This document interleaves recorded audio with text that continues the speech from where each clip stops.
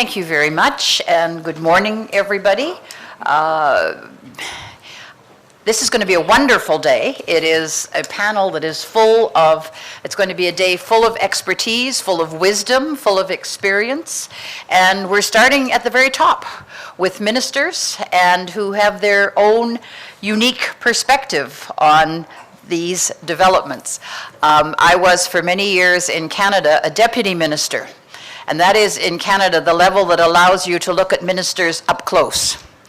And I discovered that they have very difficult lives because anything that goes right is just the normal development of événements. If it goes right, c'est le naturel. If it goes wrong, it's because of the minister. So ministers do not have an easy time, and they are always being given great advice by people that are in this room and other rooms about what, Mr. Minister, you absolutely must do. But then you have the reality of the political life, of ministerial colleagues, of a head of state that may or may not be interested, a head of government, if it's different, that may or may not be interested. So this panel is to talk about some of the realities of being a Minister of Agriculture, what works, where the constraints are, where some of the magic ingredients might come from, and Messieurs, our job is to ground the discussion that is going to happen all day so that when our good researchers and political people talk about what must be done, they're going to be grounded in the wisdom. C'est votre travail, c'est vraiment d'apporter la sagesse. So they're going to be grounded in the political wisdom that you're going to bring us. So it's a conversation. There's going to be 2 and 3 minute interventions, and if this goes on longer than that, you will find yourself interrupted. Dreadful thing to do to a minister. So let's go. Let's start off by recapturing the fact that there has been amazing progress in the last 10 years. Finally, African agriculture is really on the move.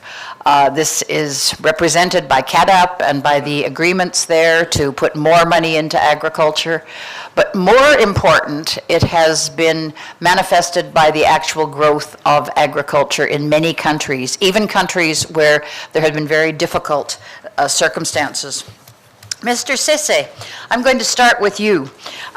You come from a country, you come from Sierra Leone, where you have had the very difficult situation of civil disturbances, civil war, and yet things are starting to move in your country. Can you talk as a minister about the 2 things that made this possible to start getting some movement toward better agricultural futures in your country, please? Thank you, Madam Chair. Ladies and gentlemen, I would mention 2 main points why we think things have moved in Sierra Leone in the area of agriculture. First is political will. There must be strong political will from the highest level. In Sierra Leone, the president has provided that political will by setting up the Presidential Task Force on Agriculture, in which the relevant ministers of works, finance, trade, foreign affairs, everyone that is relevant attends the meeting together with the vice president, civil society, the private sector, the farmers, you name them. They all attend meetings on quarterly basis to determine the progress we're making in agriculture, highlight the challenges and recommendations in order to improve on delivery. Secondly, we have moved, because of the president, we have increased budgetary allocation to agriculture from an inherited 1.6 to a current 10%. And even in terms of, this is in accordance with the Maputo Declaration 2003, wherein heads of state committed themselves to allocate 10% of their budget to agriculture, so Sierra Leone is compliant. And we have also undertaken the CADE process, which is also the second condition. The third one, to boost agricultural growth rates annual at 6%. Sierra Leone is currently 5.3%. So many other things, and also the ministerial leadership that has to guide the development of the sector is also key. Besides that, so partnership is also very important. Let me ask you how a peasant, how a farmer would look at this, because you've given the good explanation of how you look at this when you're looking at the overall management, but how would a farmer answer my question about what made the difference so that that farmer could start doing things differently? Well, with political commitments come in resources mobilized internally and externally. And because of that leadership, we were able to mobilize resources, increasing budgetary allocation, also going around our partners to get money. We developed a program that's $403 million, and we've been able to mobilize more than half of that, which we have used to really avail services and goods, works at the rural areas for the So farmers. you put more resources into the hands of the farmers that were Very well actually so. using them. Very well. Okay, very good. So you're talking about two things, a political will at the top and then putting resources into the use of the farmers where they could use them. I think Dr. Ramazani from the Democratic Republic of the Congo would probably agree with you that, can you say whether these are also the elements that, that worked for you in the Congo in starting to get things moving again? Le ministre. Français pour que je sois beaucoup. Thank you, Madam Chair. Can I speak English? I should have asked the question in French then, but I understood you.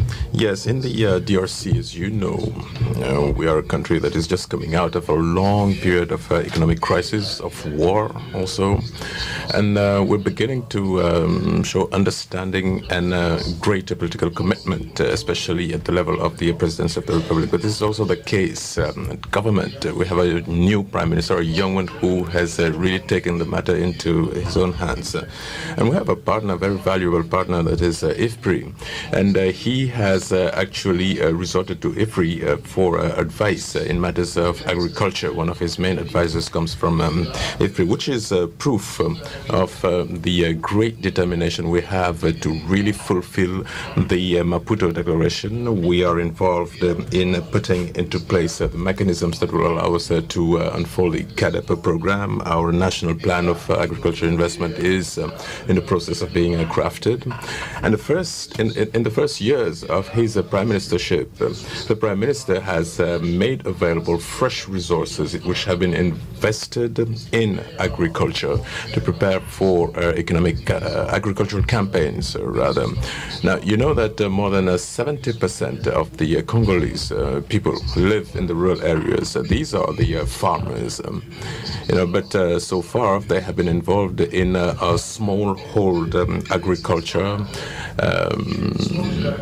at a level that was not conducive to development. But the government has put into place the resources that will allow for the very large amount of land that we have and the great amount of water that we have, and as well people that are really committed to agriculture work towards developing agriculture. Agriculture used to be for the poor, but the spirit has changed now.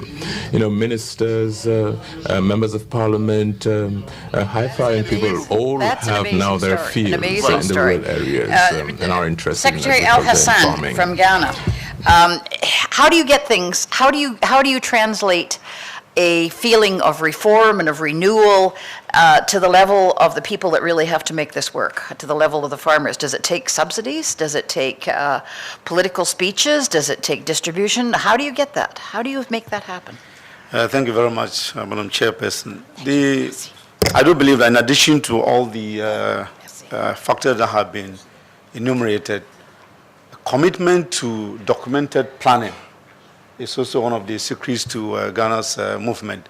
In other words, all sides of the political divide are committed to a specific approach to delivering Ghana's agriculture. And this commitment, I believe, is one strong building block to getting the small-scale farmer making a lot of progress. How does he know about this commitment? Well, the commitment, the national plan itself is grassroots developed. In other words, the plan is not imposed from the top, but discussions take place from the lowest level right up to the top. And so, and is she there too? Absolutely. Nothing she. You've got the female farmers in there. Absolutely. In fact, the commitment now, and even within the Ministry of Agriculture, is to constantly disaggregate its data based on gender, so that we can see to what extent we are structuring for or bringing up particularly women into the agricultural system. The other issue is to capture data such that the entire value chain is considered. Most of the time, there's a snapshot of the production base where women are fewer, I'm putting that picture up as if to say the women are not, if like, participating in the agricultural production system. But I believe that if you look at the entire value chain from farm to fork, perhaps you find that the balance is probably more even than is put out in the open. Thank you very much. Okay. Mr. Baldé, you gave us a very good overview in your welcoming statement. Let me switch subjects a little bit and ask if there's, because you talked about water, you also talked about using technology, using science. When you look at Senegal and you look at the real opportunities that exist for the next 10 years, where do you see that science and technology will have the most important impact in getting you where you want to go in Senegal?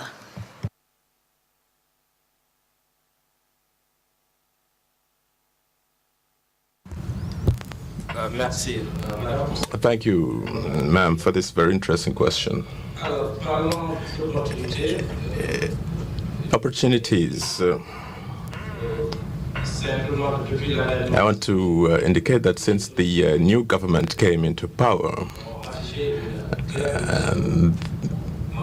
they showed their ambition that agriculture should be the power or the engine behind economic development. There's a political will there very clearly. And this has materialized in a rise in the budgetary envelope that is devoted to agriculture. I think one can see that as compared to last year, the budget of agriculture rose by more than 33%. Now, essentially, all this is investment. The operating costs rose very little, if they rose. So the whole amount of money I've just referred to was investment, fresh investment. But has that investment been made in new technologies, new techniques that will help you make progress? Yes, precisely. I was coming to that.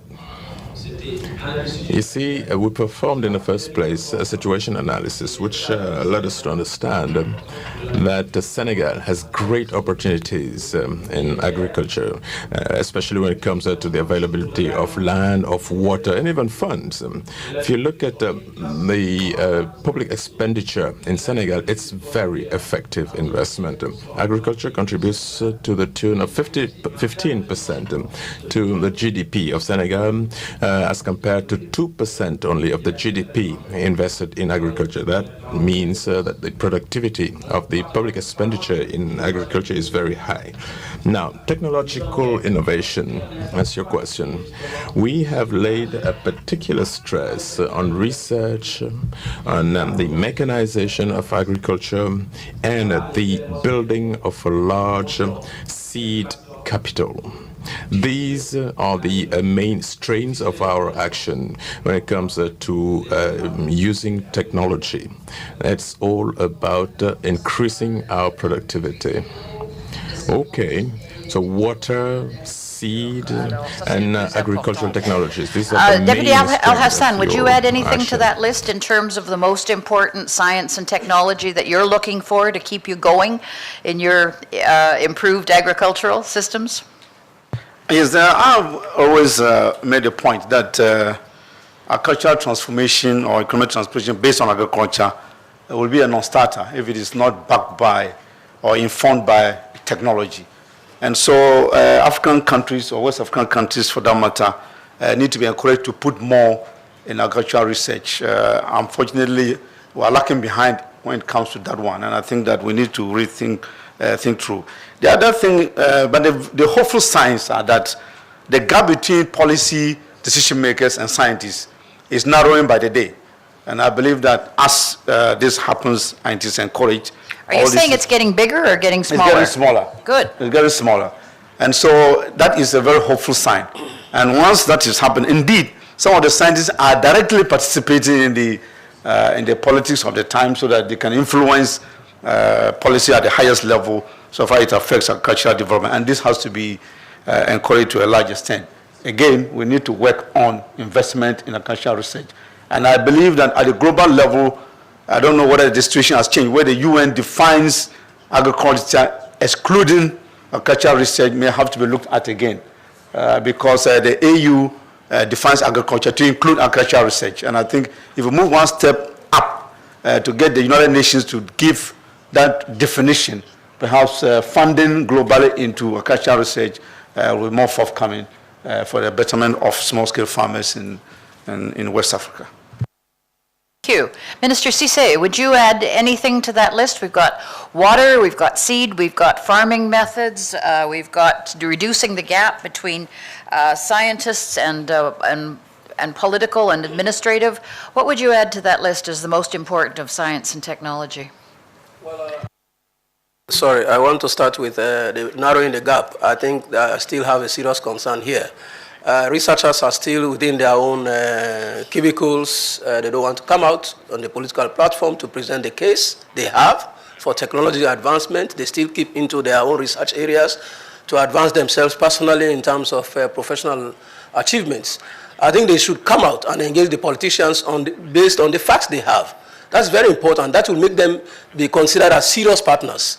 But if you come and ask me for money to support your research and I don't have the evidence to prove that I must put the public money there, then I have a problem with that. I think that's a very important issue that researchers must take on board.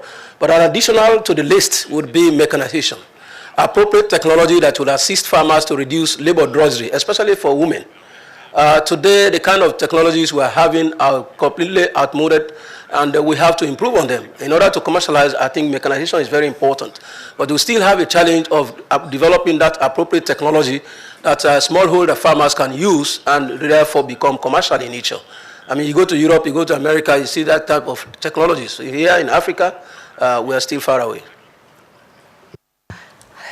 Thank you very much. There's some good strong words in there. Get researchers out of their silos, get them out of the cubicles, get them facing the real world instead of the world that they wish to research, and get them answering real problems. We've got researchers all day, so you can ask them how much they're doing on actually facing these problems. Ramazani, Secretary General, Secretary for Agriculture. Vous avez une situation tout à fait différente parce que vous êtes vraiment... Yours is a different situation because you're just starting in a way. Now, what does science and technology bring to you potentially? What do you want to do with that?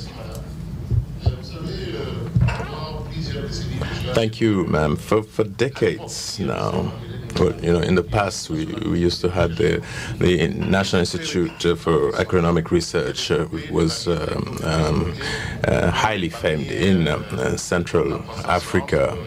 It came up with various technologies that have flourished elsewhere than in our region, unfortunately. What we have today, however, is to revive that institute or institutes of that sort, because without them we're not going to have, for example, the agricultural species that we would need. Take cassava, for instance.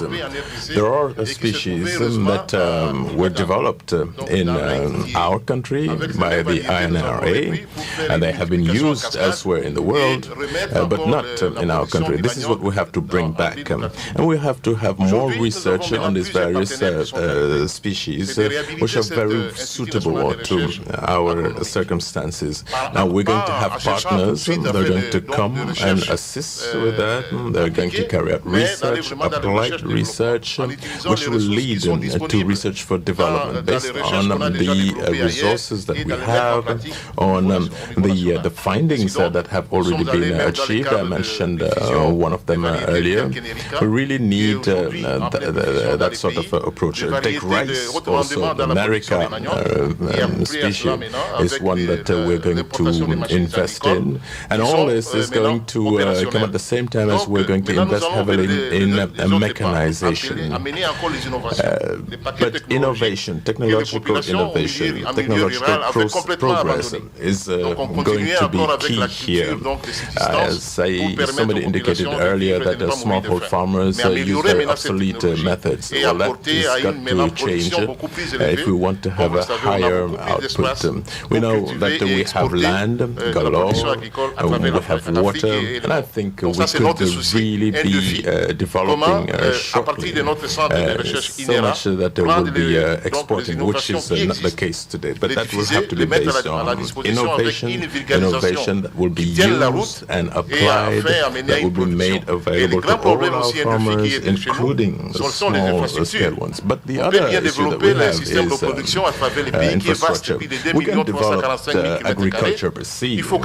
We have vast amounts of land. The country is very large, but then where the production happens, you have to take it from there and take it to where it needs to go. But that means that you have to have infrastructure. That is a problem. We don't have it. Plus, the other problem that we have is an aging population of researchers. Our researchers are old, that is a fact, but we have to bring in fresh blood. We have to have more students, and so that tomorrow we have new crops better and new researchers. Okay. Donc vous avez besoin. Well, I want to ask you now a difficult question, much more difficult, because IFPRI is an organization whose product is policy and whose product is the study of how agriculture can be used to alleviate poverty and to make the best possible result nationally. And that means economic adjustments. And if you put a group of senior agricultural researchers in a room and ask them for their advice, it always includes moving away from subsidies and moving away from economic supports to try and get agriculture more market-based. But this collides quite often. Il y a une collision nette, souvent, avec les réalités politiques, les réalités des autres membres du gouvernement, les réalités des expectations de population. How do you see this working in your country, where you know, as ministers, that agricultural subsidies are expensive? Sometimes they have results that go in the wrong direction, but they are strongly supported politically. How do you see moving in your country in what you think is the right direction in this area? Do you want to start off, Mr. Alhassan, Deputy Alhassan? Thank you very much. That's a tough question, so I'll start with you. Yeah, absolutely, and a very sensitive question as well. But, I've always felt that the issue of subsidies is usually meant to jumpstart a certain process, and that once a subsidy program starts, there must also be an exit strategy. But the exit strategies are often lacking when the program starts. And I would have felt that part of IFPRI's responsibility must be to do the best they can to not only suggest to governments to get out of subsidies for agriculture, but also how to get out of it without creating unnecessary difficulties for the very farmers who are meant to be assisted. The other issue is, which is a subject of, I believe, research, is also about targeting subsidies, what people refer to as smart subsidies or so. I think that is often a difficulty, mainly because subsidies will often arise out of a crisis. And once there's a crisis, everybody has to benefit from a subsidy. And I think we need to, both policy decision makers and researchers need to apply themselves to do these two subjects so that we can get some solutions. I think that perhaps in the medium to long term, the PPP arrangements, that will make, if you like, big businesses or successful businesses grow smaller businesses to a certain level of success, may be one solution. If there's the nucleus farmer agro schemes acquire some successes, what it then means is that the small-scale farmer, some farmers' productivity and production will rise. He can be linked to good markets, and perhaps as he makes some more profits, it may be he may be looking out for inputs not from the supply side, but also from the demand side. In other words, he will be the one asking for a particular service to be delivered at cost because he can pay. We have to shift gradually, and this the researchers have to assist us in doing, from a situation where somebody has got to pay for investing in the small-scale farmers' production, and then the profits will not be invested in the very enterprise that has been assisted by public funding. Somehow that has to happen. Good, thanks. You've given this a lot of thought, and as you say, it's very difficult.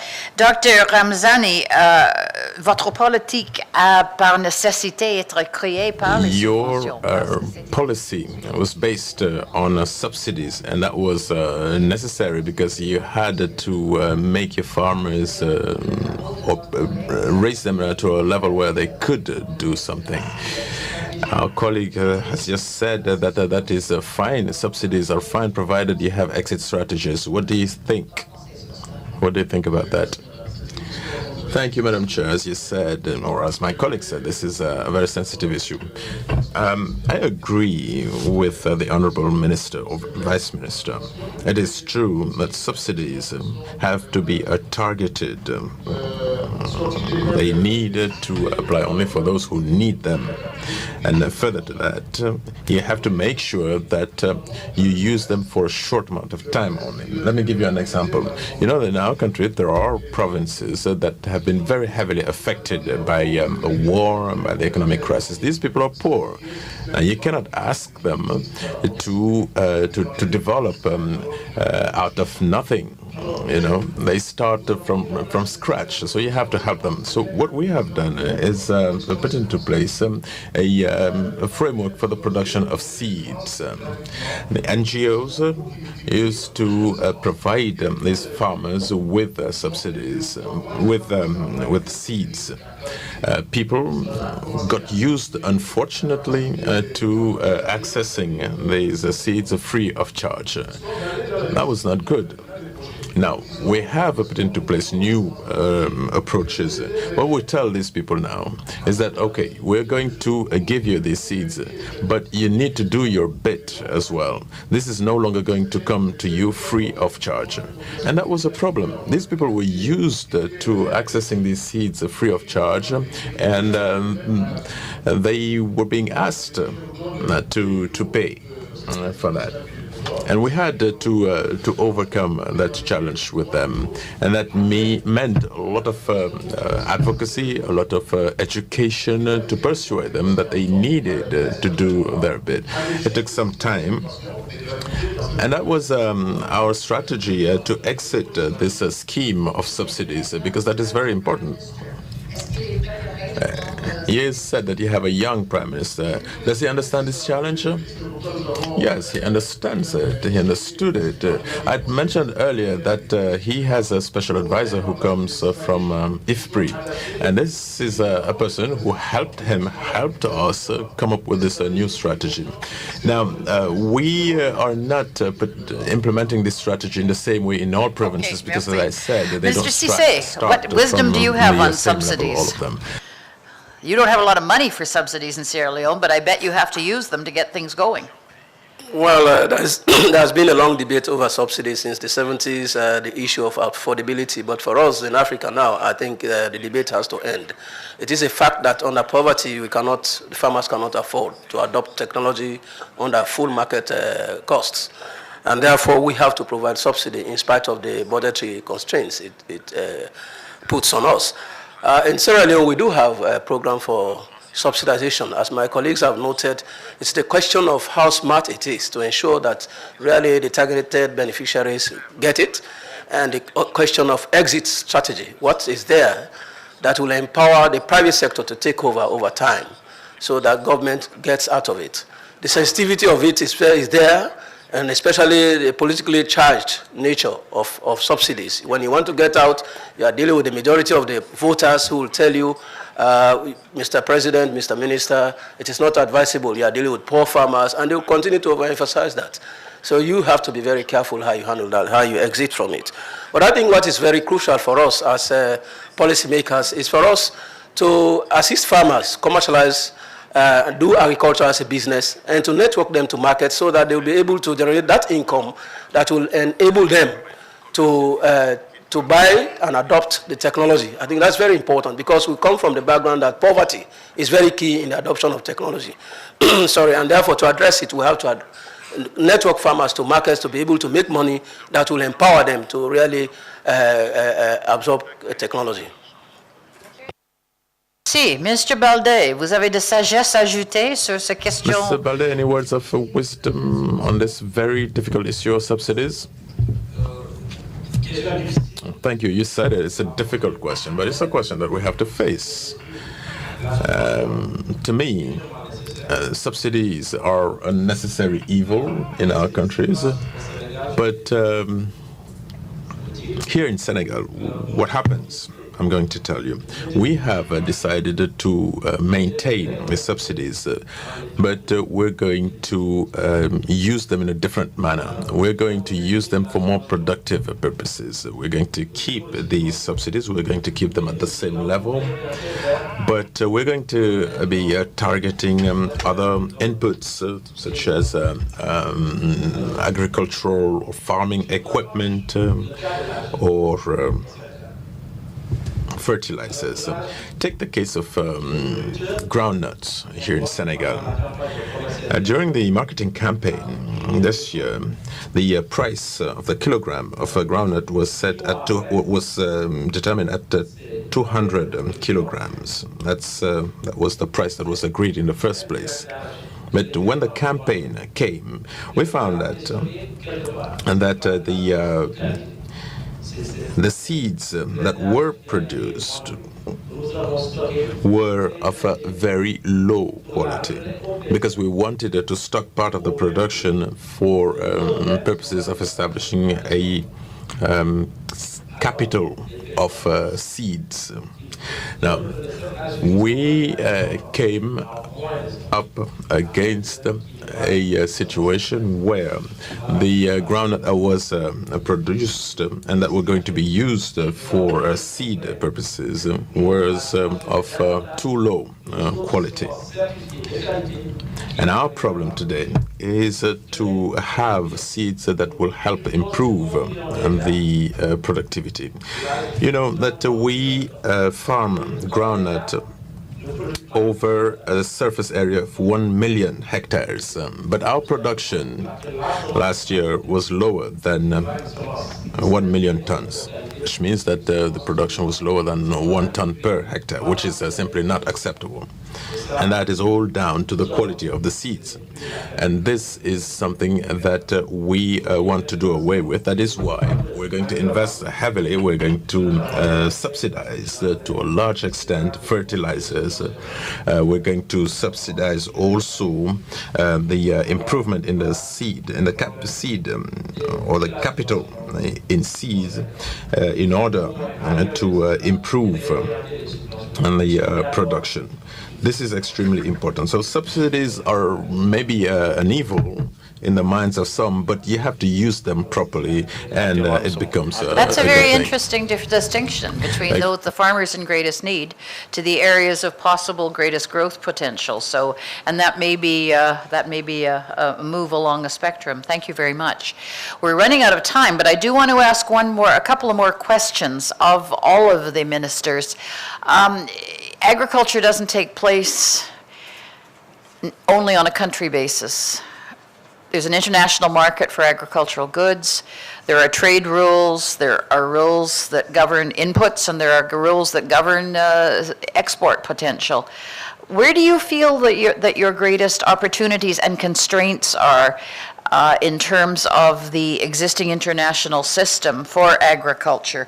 This is another area, obviously, where IFPRI does a lot of work, but I wonder if you could give a little reflection on what you see about the international agricultural system and trade system and how this will affect your prospects.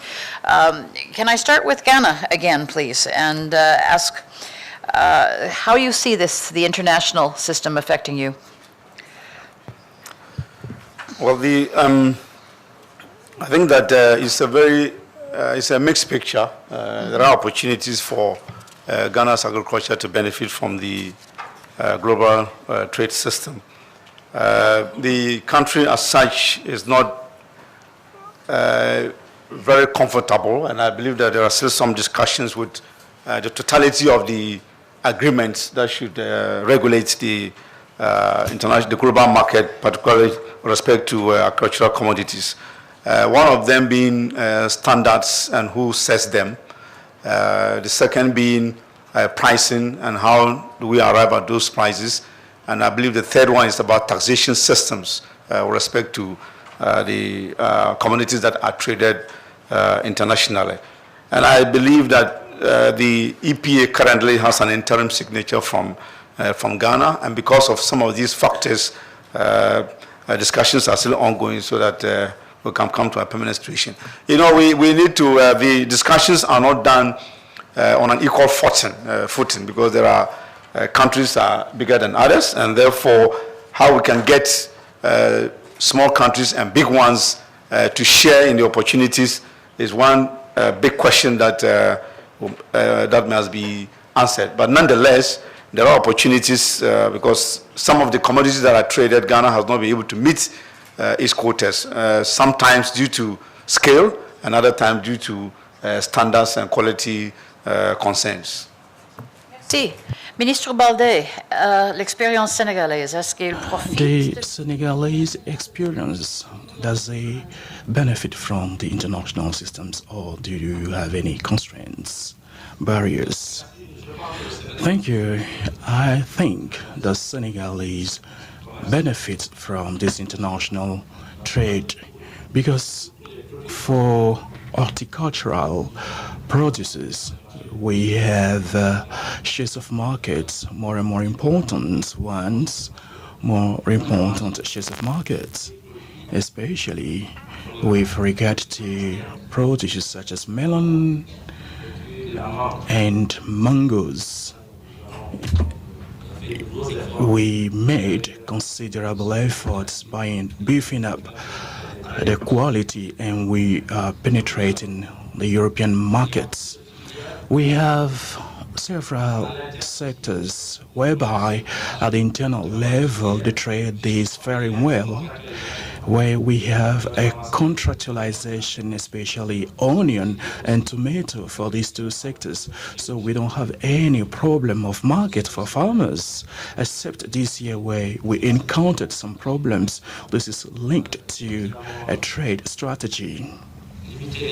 We limited imports by giving ourselves time. We said in this period we're going to limit onion importation to sell the local onion. Maybe the strategy would be to establish quotas. That is why this sector encountered some problems, but globally we are deriving a lot from the international trade. That's very interesting what you're saying. I mean, opportunities of Ghana and all this. Actually, we can also add quality elements for Senegal. Dr. Ramazani, the international climate on agri, does it help you, or is it a problem? What do you say? Thank you, ma'am. In DR Congo, we have two types of problems. First of all, the internal markets. Internal markets which undergoes the influences of imported products which are of higher quality than the locally developed products. How local products can compete with these external products? Let's take rice coming from Malaysia or Indonesia, and rice produced in my province whose quality is less, and population has to choose quality products. The imported rice is less expensive than the local one. And the second one, how to access to external market. We exporters, great producers in the field such as coffee and palm oil, we should be importers. So we have to put in place strategies to target speculations whose advantage is comparative with regard to potentials of the country. To put in place these speculations, we have spaces to plant palm oil trees. We have spaces to do rice production. So these spaces are still unexploited. By injecting resources with developed strategies, we can actually access the international markets, but we have to start respecting the standard. That is why the Prime Minister has put in place pole of growth policies with sectors that are well targeted, and we're trying to fine-tune strategies and to put in place resources, and then we have been supported by the World Bank. Minister Sesay, is the international climate for agriculture, the trade system, etc., a barrier, constraint, or both for you? It's both the good and the bad. I think that first, the global food crisis that started in 2007 onwards has provided opportunities in one way to farmers whose incomes have increased as a result of the increase in prices of their commodities. Secondly, I want to talk about bioenergy expansion. Today, Africa, and for that matter, West Africa, has become the focus of foreign direct investments in bioenergy industry. And I think that is not all that bad. There are opportunities that have been created in terms of employment, in terms of investment in the sector, and many other things. And I think what is important here is not actually to stop them, but to regularize, to ensure that concerns about land grabbing are addressed, as well as ensuring that the smallholders are also tied to this large-scale investment through outgrower schemes, so that the smallholders find themselves part and parcel of those large-scale investments. We'll also think about environmental concerns. For Sierra Leone, we're talking about local content in terms of these companies to ensure that both our people and whatever is domestically produced is consumed in the process. Let me also talk about the opportunity created through organic farming, which is an international phenomenon. For Sierra Leone, organic cocoa is fetching very high premium in the market in Europe, and which has really given farmers a lot of money. And if you go to the areas that cocoa and coffee are produced in Sierra Leone, you will see the transformation that is taking place as a result. Let me also say that I think there are, of course, negative issues here to address, especially when we talk about the global food crisis, and as well as the issues of bioenergy, which I think all of us are quite aware of. Well, a last question, since we're coming to the end of the time allotted to us. Now, as ministers, you are among the chief clients of IFPRI work, because we want to influence policy, we want to have the best possible agricultural and poverty reduction results from this work. And so therefore, you are really numero uno in terms of those that really must be persuaded and convinced. What's your priority for IFPRI for the next 5 years? Where would you like to see IFPRI really putting a great deal of emphasis to help you most in what you need? And I'm just going to start at that end and then move down towards this end. So this is your chance to say what you think the work program of IFPRI should be to benefit you in particular in terms of your agricultural needs as agricultural minister. Well, I think that IFPRI's strategy for our region and country doesn't have to change drastically. Currently, what I see is the issue of picking up on orphaned and neglected subjects in country, studying them and providing the information to inform policy decision making at the governmental level, which I believe is a fantastic strategy. IFPRI in Ghana, for instance, has addressed very sensitive and difficult subjects of policy in Ghana, and I believe that has to continue. They picked up the issue of tomato, which was facing glut and shortage, and problems between producers and those marketing.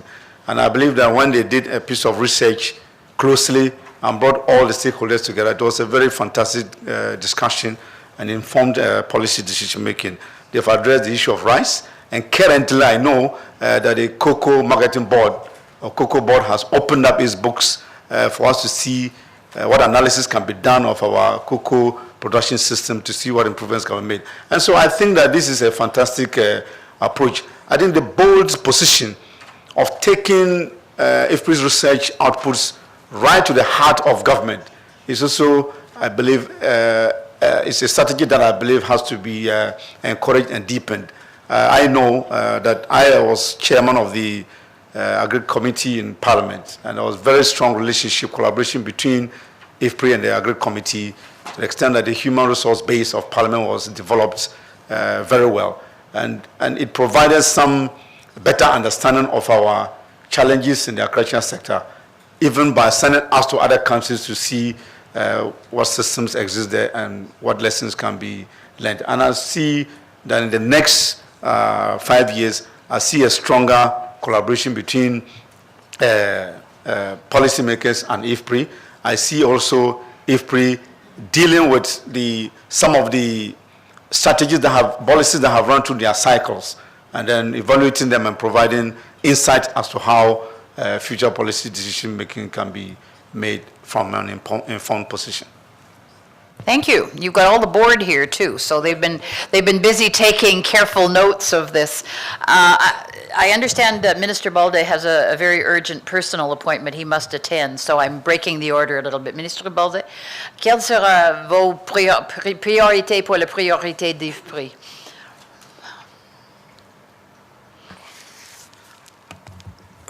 Merci, c'est exactement Thank you. tout ce que nous I faisons. think all that we've been doing, they have political, institutional aspects, important ones.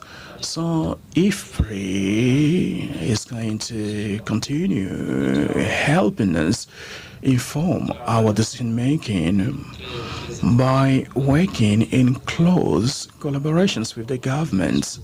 We are available. We are ready to be supported. The designing, formulation, implementation, and evaluation of our policies. These are issues that are of interest to us. And through this, we're going to be appraised. So IFPRI can lend a lot of support to us. Usually, ministerial cabinets are faced with constraints.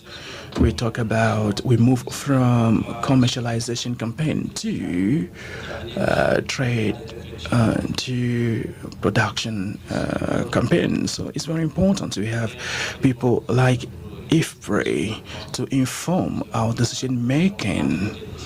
If this is not done well, I think we're not going to do our jobs efficiently. So we're expecting a lot from IFPRI. Mr. Baldé. Minister Sesay, what would be your priority list for IFPRI to be very, very useful to you in the interesting times to come? Well, I will take it at two levels. The global, sub-regional, I think that they have been doing very well, providing analysis on the global spectrum as well as the regional and sub-regional West Africa for that matter. I think we've been getting a lot of support from them. Very useful analysis and data. But I think they need to shift a bit to the national level wherein capacities have to be developed. For us in West Africa and Sierra Leone for that matter, we lack capacities in data collection and analysis, which IFPRI is doing very well. And for that purpose, there is need for them to assist in capacity assessment to determine what capacity is needed for our national governments or institutions to be able to undertake similar exercises in our countries, as well as building that capacity in terms of establishing the institutions, assisting to establish the institutions, and to train those people to be able to deliver. And then they can have a supervisory role thereafter. And I think that's very important. Otherwise, we'll be having IFPRI, unlimited to assist national to assist countries to do analysis. And I think that is very important. For us, for example, we are soon to undertake a second sector review after the CADE process this year to enable us review the progress we have made and programs for the next 5 years. And we're expecting IFPRI to handle the analysis, the situational analysis. And I was telling the Director General, you're going to assist us, but what is very important is the building of national capacity to undertake that in future. IFPRI can only come around to supervise and intermittently assist, facilitate the process. I think at these two levels I have in mind. Thank you very much indeed.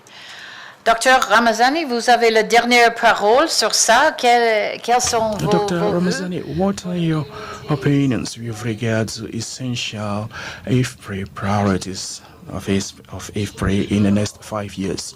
Thank you. We are in close collaborations with IFPRI. We are already working on some issues that are important. In the past, we developed some papers with some partners, development partners. We produced a Greek policy notes in our rural Greek sectorial policy, as well as a Greek investment policies. We're working with IFPRI. We even started organizing training workshop in the framework of extension, monitoring, evaluation, and data collection. It is in this light, that the document that we've developed with regard to the poverty reduction paper framework, we are reviewing all those papers, because this was developed at a time when there was a different reality. Today we have new ideas, growth poles, development poles, and we are called upon to work with IFPRI to review these papers that we had produced in the past and that are already available, and how to fine-tune them. And also, IFPRI has to support us within what we are doing with regard to a Greek investment plan. So these are the opportunities, and we want to avail ourselves of this opportunity, and we need more support from IFPRI in this domain. Panel, you've done a very good job. You've talked about science and technology. You've talked about what's made new growth possible. You've talked about the role of political will, and you've given us some ideas about what IFPRI can do to be most useful to you. I think all I can do is ask the audience to thank you for being very good sports and full of good ideas. So, merci beaucoup.